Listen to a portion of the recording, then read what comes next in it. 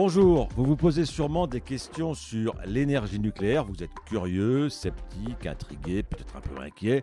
Vous cherchez à vous faire une opinion par vous-même. Comment ça marche? Est-ce que c'est fiable? À quoi ça sert? À quoi ça peut servir? Dans chaque podcast, nous essayons de vous apporter des réponses concrètes avec des spécialistes. Et aujourd'hui, nous partons en expédition. Expédition derrière votre prise électrique. Le nucléaire en clair, un podcast de la Sfen, présenté par Jérôme Godefroy. Oui, regardez bien votre prise électrique. Elle fait partie du décor, elle vous étonne plus, le courant arrive, ça paraît naturel. Et pourtant, derrière cette prise, il y a un univers technologique gigantesque et en pleine mutation dont vous ne soupçonnez pas forcément l'existence. Nous allons l'explorer ensemble avec deux guides. Marianne Evans, bonjour madame. Bonjour. Alors vous travaillez à EDF, vous êtes notamment chef d'un projet européen qui s'appelle EU Sysflex. C'est quoi ça? Exactement. Donc c'est un projet de recherche. Je travaille pour le centre de recherche d'EDF, EDF R&D.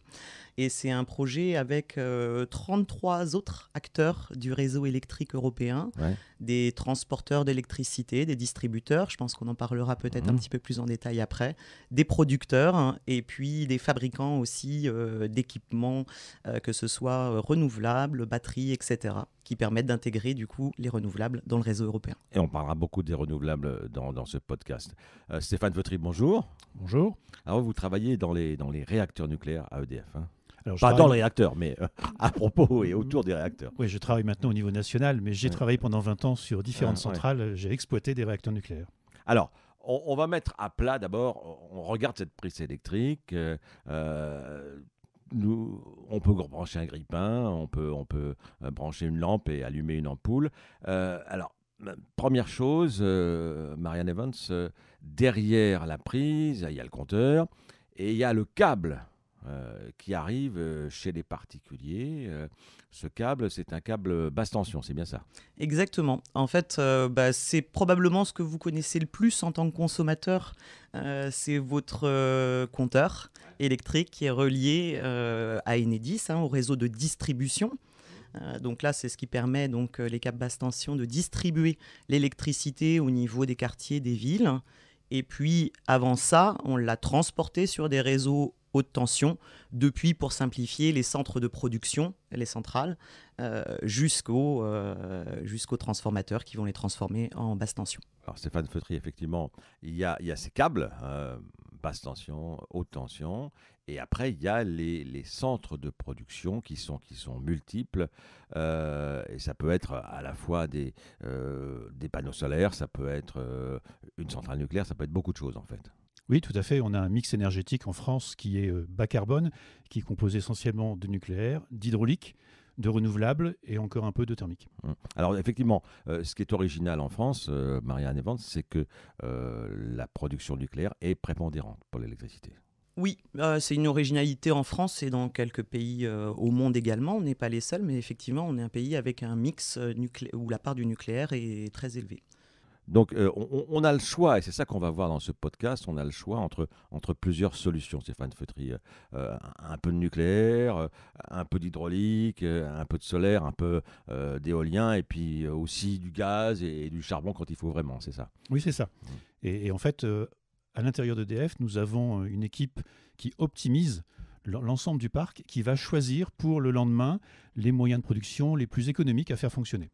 Alors il y a ce qu'on appelle, on m'a parlé d'une expression assez étonnante qui s'appelle l'ordre du mérite. Qu'est-ce que ça veut dire, Marianne? L'ordre du mérite, c'est exactement ça. En fait, on regarde les moyens de production, et je pense que Stéphane pourra corriger parce qu'il connaît mieux que moi cette partie-là. Mais on regarde les moyens de production qui sont disponibles, prêts à fonctionner, et puis en J-1, et puis après, on adapte un petit peu dans la journée. On va prendre les moyens qui sont les plus économiques à faire fonctionner. Oui, les plus économiques sous l'angle du coût variable. C'est-à-dire, on ne regarde pas tous les coûts d'investissement parce qu'on prend en compte les centrales qui existent. Donc, on n'est pas en train de se poser la question d'en construire une nouvelle, par exemple. Donc, elles existent, les barrages existent, les centrales gaz existent, les centrales nucléaires existent. Mais elles ont chacune un coût variable différent. Par exemple, les énergies renouvelables, c'est l'énergie du vent, du soleil. Il n'y a pas de coût variable, donc on les prend en théorie à un coût nul. Le nucléaire, lui, il n'y a que le coût du combustible qui est assez faible finalement. C'est quelques euros par mégawattheure, donc il est toujours très compétitif. Et puis après, on va placer les énergies fossiles, gaz et charbon, qui sont nettement plus chères. Alors, par exemple, si on était en été, les usines sont moins gourmandes parce qu'il y a les congés, les particuliers également dépensent moins d'électricité en été, il y a beaucoup de soleil, il y a pas mal de vent, il y a de l'eau dans les barrages. Alors on peut finalement très facilement à ce moment-là se passer de gaz et de charbon, et on peut aussi ralentir le nucléaire. Oui, c'est d'ailleurs pour ça qu'on programme nos arrêts pour renouvellement du combustible, essentiellement l'été, enfin on va dire entre le printemps et le début de l'automne, pour augmenter la production disponible l'hiver, qui est la saison où en France on consomme le plus, et en revanche la réduire l'été, parce que les industries sont à l'arrêt, parce qu'il n'y a pas de chauffage qui fonctionne l'été, parce que la part de la climatisation est encore faible aujourd'hui en France. Et donc il y a moins de consommation, donc on produit moins l'été. Pas toujours le cas partout dans le monde. Par exemple, on a vu il y a quelques mois au Texas, quand il fait très chaud l'été, le système électrique est très très sollicité parce qu'il y a beaucoup de climatisation au Texas parce qu'il fait très chaud. C'est exact. Il y a des pays, notamment le Texas, la Californie, le Japon, où la courbe est inversée. Il y a plus de consommation l'été que l'hiver. Alors, par exemple, pour parler des centrales nucléaires, on peut vraiment, il y a comme une sorte de bouton, un interrupteur, on coupe, on arrête tout de suite. C'est comme ça que ça marche. On essaie de pas le faire en tout ou rien quand même. On va moduler la puissance du réacteur. C'est-à-dire que sur un programme qui est défini, la veille pour le lendemain, l'opérateur en salle de commande va régler, alors c'est un peu plus qu'un interrupteur, il va régler la puissance à atteindre, il va régler une pente de variation. Et puis à un moment donné, il va ce qu'on appelle déverrouiller une platine, donc il va donner l'ordre à la centrale de faire varier sa production. Et après, ça se passe en automatique. On met des produits chimiques, on met quelque chose ? Alors, il y a à côté déjà secondaire, l'alternateur. Lui, il va recevoir un ordre de baisse de sa puissance. Ouais. Et puis comme la puissance primaire va suivre la puissance du secondaire, donc de l'alternateur, le réacteur va lui-même baisser sa puissance. Ça va d'abord se faire en insérant des grappes. Vous savez, on a des grappes de commande qui, en cas d'urgence, d'ailleurs, tomberaient toutes seules par gravité. Bon, là, elles ne tombent pas toutes seules. Elles tombent de manière volontaire, par un automatisme, à un niveau qui est calibré en fonction de la puissance à délivrer. Et puis après, effectivement, on va plus ou moins injecter du bore ou diluer le bore qui est dans le circuit primaire en rajoutant de l'eau pour équilibrer la réaction. D'accord, ça calme la réaction en quelque sorte. La France n'est pas une île énergétique, Marianne Evans. On dépend de nos voisins, et nos voisins dépendent de nous aussi, dans cet équilibre et cet échange. Effectivement, on ne l'a pas encore mentionné, mais on n'est pas un îlot, on est en interconnexion, on est dans une grande zone interconnectée, ce qu'on appelle la plaque de cuivre européenne.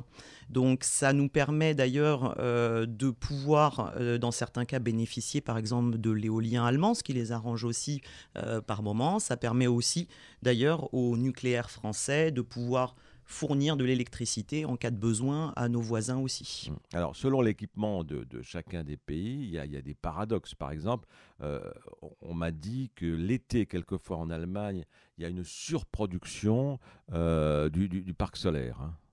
Oui, et en fait, on additionne le parc solaire et le parc éolien. La part des renouvelables est très importante aujourd'hui en Allemagne. C'est le cas aussi d'ailleurs avec l'Espagne et le Portugal, où on a une part de renouvelables et de solaire qui se développe énormément, d'éolien également. Et du coup, ça nous permet, nous, de bénéficier aussi de leurs renouvelables. Eux, d'évacuer quand ils en ont trop. Et puis nous de la consommer. Il y a un atout de la France qui est extraordinaire, c'est aussi l'hydraulique. On a beaucoup d'hydraulique. Il y a deux sortes d'hydraulique en fait. Il y a l'hydraulique au fil de l'eau. L'eau continue de couler, ce sont les fleuves, les rivières. Et puis l'hydraulique des barrages en montagne. C'est ça. Alors l'hydraulique, si je ne me trompe pas, c'est la principale en fait source renouvelable au monde. Ouais. En France très certainement, en Europe et au monde. Alors l'inconvénient, et parce que c'est ce qu'on regarde aussi pour développer la part des renouvelables dans l'ensemble des mix européens, c'est qu'une grosse partie en fait de cette hydraulique a déjà été installée, en fait, a déjà été développée. On peut plus en mettre ailleurs. Donc on peut en mettre un petit peu, mais c'est vrai que par exemple les projets de Grand grands barrages, maintenant, il n'y en a presque plus. Alors, il y en a dans d'autres pays, je crois au Brésil, et voilà, il y a d'autres pays où ça continue de se développer. Mais en Europe, la capacité est déjà très largement installée. Alors, le charbon, le méchant charbon, l'affreux charbon, en France, c'est très, très marginal. Ça ressemble, c'est pas grand-chose quand même. En France, c'est même... Il reste 2 centrales au charbon en France. C'est ça, c'est presque plus rien. Cœur de Mai, en Loire-Atlantique, effectivement. Et donc, ces centrales, en plus, elles ne fonctionnent pratiquement jamais, ou très rarement. Alors, elles sont destinées à fonctionner ce qu'on appelle en semi-base, c'est-à-dire pas toute l'année. Le nucléaire, lui, est en base, essentiellement, même s'il est manœuvrant quand c'est nécessaire.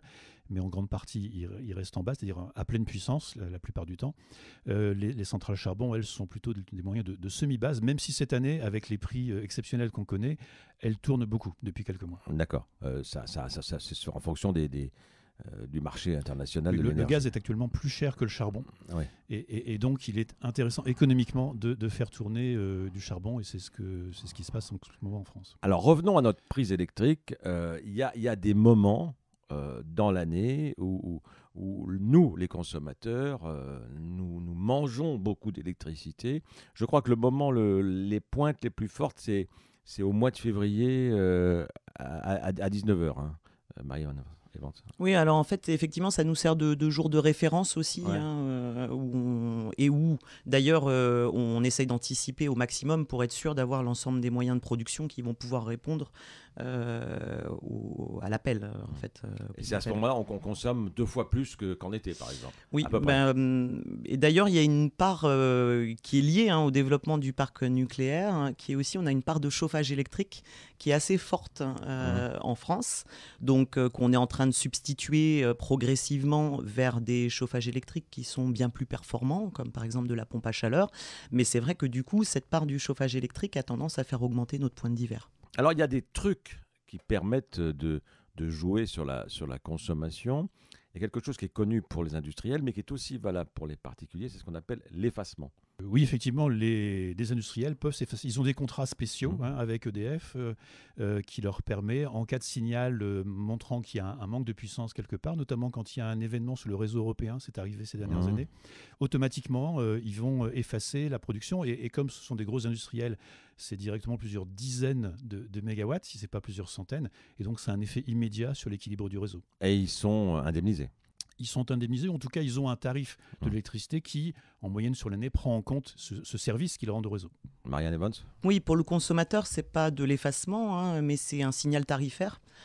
Donc en fait ça marche très bien par exemple sur les ballons d'eau chaude avec un tarif jour-nuit et qui nous incite du coup à installer en fait des équipements qui permettent de chauffer l'eau la nuit quand nous ça nous arrange. Il y a beaucoup d'électricité et du coup elle est moins chère pour le consommateur, on a un signal donc avec un prix moins cher pour stocker la nuit et puis ça permet d'utiliser du coup la journée et donc de lisser un petit peu plus l'appel en fait d'électricité au niveau du consommateur. Ah, tout ça nous montre bien quand même un problème qu'il y a avec l'électricité, c'est que c'est une énergie qu'on a du mal à stocker, Stéphane Feutry.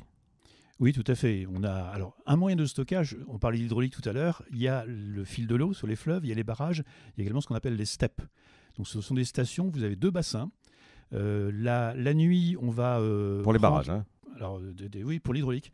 On va pomper de l'eau quand la nuit, l'électricité est moins chère parce qu'il y a moins de consommation. On fait monter l'eau, quoi. Donc, on fait monter l'eau, on pompe l'eau du bassin inférieur pour la remettre dans le bassin supérieur. Et puis, en pleine journée, à l'heure de pointe, quand on a besoin de produire de l'électricité, eh bien, cette eau, on va la turbiner comme sur un barrage classique.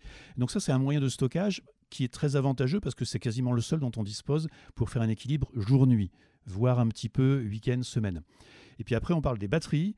Mais là, les batteries, les moyens de stockage sont encore en voie de développement. C'est bien pour le réglage de fréquence, c'est-à-dire une réponse dans la seconde, maximum la minute. Mais ça ne fait pas encore de stockage massif la nuit pour la journée ou a fortiori la semaine pour le week-end ou le week-end pour la semaine. Marianne Evans, il y a une spécificité française, une autre, qui est que partout, où que l'on soit, où que l'on vive, qu'on soit dans une île perdue ou tout près d'un lieu de production, l'électricité est la même pour tout le monde et au même tarif. C'est un choix effectivement politique d'avoir l'électricité au même tarif, même si les moyens qui sont derrière ne sont pas les mêmes, avec pas les mêmes coûts. Donc tout le monde est à égalité. De ce point de vue-là, oui. Alors, c'est votre spécialité, les échanges européens. On m'a dit qu'en gros, la France exportait sur l'année à peu près 10% de sa production. Ouais, on exporte, on importe aussi. En fait, ça dépend. Enfin, la moyenne exactement, est positive. la moyenne pour est positive. nous. Oui, oui. Alors, comment ça se passe? Comment ça marche? C'est votre dossier. Oui, alors pas exactement. Nous, en fait, plus exactement, nous, ce qu'on regarde, c'est que le problème des renouvelables, et en particulier, comme je disais, l'hydraulique étant déjà massivement installée, les filières qui se développent le plus, c'est l'éolien et le solaire. Et donc, ce sont des filières qui sont non seulement renouvelables, mais qui sont variables. Et donc, c'est cette spécificité-là qu'on regarde. Et un des moyens pour lisser en fait cette variabilité, je vais dire, c'est d'essayer de mutualiser l'ensemble des capacités renouvelables au niveau européen, dans la mesure du possible. Et puis, pour faire ça, en fait, pour essayer de faire en sorte, si on produit beaucoup à un endroit, on peut évacuer à un autre endroit, on va regarder la disponibilité et le potentiel en fait d'évacuation par les interconnexions. Donc, les interconnexions entre les pays européens. Mais ça se passe, on passe un coup de fil en disant j'ai besoin de ça ou comment ça marche? En fait, il y a un marché de l'électricité au niveau européen et chaque exploitant, chaque producteur propose sur une bourse de l'électricité des mégawatts à vendre, à livrer le lendemain et à un certain prix. Alors en fait, comme en France, avec du renouvelable, de l'hydraulique étant renouvelable, n'oublions pas, et du nucléaire, on a en général, en moyenne sur l'année, un prix qui est inférieur à celui de nos voisins, qui eux ont toujours besoin de faire appel à du gaz ou du charbon. C'est pour ça qu'en moyenne, on exporte beaucoup de la France vers les pays riverains. Ponctuellement, à midi, quelques heures par jour, quand il y a beaucoup de solaire en Allemagne, ou bien comme la semaine dernière, quand il y a une grosse tempête qui passe, avec une forte production éolienne en Allemagne, là c'est le contraire. Le prix allemand devient inférieur au prix français. Et du coup, les électriciens allemands proposent sur la bourse une électricité moins chère que l'électricité française. Et donc là, la France rachète quelques électrons allemands. Alors, j'ai ma voisine qui me dit qu'elle a de l'électricité verte. Qu'est-ce que ça veut dire? Et moi, mon électricité n'est pas verte et la sienne est verte. Et pourtant, il y a le même câble qui arrive dans notre immeuble. Expliquez-moi ça, Marianne Evans. Comme on dit, on peint un petit peu les électrons en vert. Alors, ce n'est pas complètement faux. Effectivement, quand on prend un tarif vert, quand on choisit un tarif vert, en fait, ça permet de financer des projets justement de renouvelables. Mais ça ne garantit pas, évidemment, que l'électricité qui arrive à la prise est 100% renouvelable. Sauf à être, mais alors là, c'est encore des contrats très particuliers et qui sont encore rares, en autoconsommation. Ouais. Et donc, ça ne fonctionne pas exactement comme ça, et avoir les panneaux solaires chez soi. C'est pas de poterie. Et puis ce qui compte, c'est la quantité de carbone qui est rejetée dans l'atmosphère quand on produit l'électricité. Alors ceux qui adhèrent à ces contrats d'énergie verte en pensant que du coup ça ne fait pas de carbone et que le reste en fait, moi je les invite à rester au tarif habituel et à leur fournisseur habituel, parce que grâce au nucléaire, l'électricité française, elle est déjà très bas carbone. Elle est beaucoup moins carbonée que dans tous les pays européens. On est dans vraiment les premières places mondiales. Donc un client qui veut jouer son rôle de citoyen finalement en accédant à une énergie bas carbone et en évitant de réchauffer la planète, en France en tout cas, il n'a pas forcément besoin de souscrire à ces contrats dits verts. Il suffit qu'il branche son grille-pain, comme vous disiez tout à l'heure, sur sa prise et normalement il aura une électricité bas carbone. Alors quand même, on va vers plus de renouvelables, mais en conservant une part importante de nucléaire. Au niveau français, mais au niveau européen, on travaille justement sur des scénarios pour atteindre le zéro carbone, ou donc c'est lié aux politiques européennes Fit for 55, etc. Donc on a des déclinaisons évidemment au niveau national également. Et donc l'ambition, c'est de regarder quelle part en fait de renouvelables on peut développer, mais aussi quelle est la limite un petit peu de cette part du renouvelable. Parce que ce qu'on s'aperçoit quand même assez rapidement quand on travaille sur le besoin d'équilibrer l'offre et la demande, c'est que quand ces renouvelables dont la part, comme je le disais tout à l'heure, est de plus en plus une part du variable, de renouvelable variable, il faut l'équilibrer avec autre chose. Et donc quand cette autre chose, c'est des énergies fossiles, il y a un moment où on atteint une limite. Donc l'idée, c'est de conserver le nucléaire comme base, parce que le nucléaire est bas carbone, pilotable, c'est-à-dire qu'on peut l'allumer, l'éteindre, le réduire assez très rapidement, en abandonnant progressivement les fossiles comme le fioul, le gaz et le charbon. Effectivement, oui. La question au niveau européen, c'est avec quoi on fait justement cet équilibre.